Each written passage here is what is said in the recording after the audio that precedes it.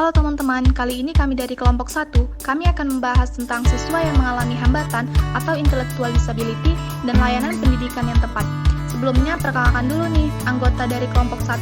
Yang pertama itu ada Yunita, yang kedua ada Rani Sinaga, yang ketiga ada Roja Asifa Nasution, yang keempat ada Rinanda Tampu Bolon, yang kelima ada Felina Septiani Saragi, yang keenam ada Vanessa Sabila Barus, dan yang terakhir itu ada Dita Yohana Patricia Damalik.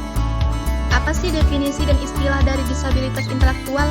Ada berbagai istilah dan definisi dari disabilitas intelektual telah berubah seiringnya waktu. Istilah disabilitas intelektual atau intellectual disability awalnya disebut mental deficiency, lalu mental retardation, kemudian menjadi intellectual disability.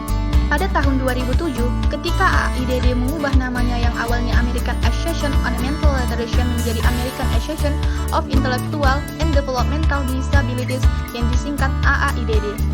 Dan disabilitas intelektual atau intellectual disability menurut AAIDD didefinisikan sebagai disabilitas yang dikarakteristikkan dengan batasan yang signifikan dalam fungsi intelektual dan perilaku adaptif yang diperlihatkan dalam keterampilan adaptif, konseptual, sosial, dan praktis.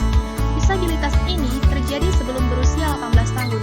Definisi dari AAIDD ini menggarisbawahi 2 poin penting, yaitu disabilitas intelektual mencakup masalah perilaku adaptif, bukan hanya fungsi intelektual, serta fungsi intelektual dan perilaku adaptif seseorang dengan disabilitas intelektual dapat ditingkatkan.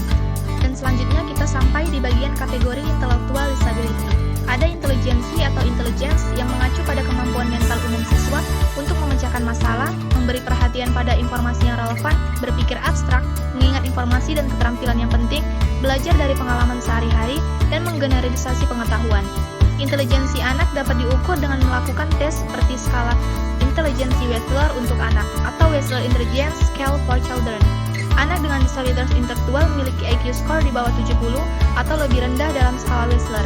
Menurut manual DSM-I-VTR, retardasi mental atau mental retardation yang sekarang disebut disabilitas intelektual diklasifikasikan menurut level IQ.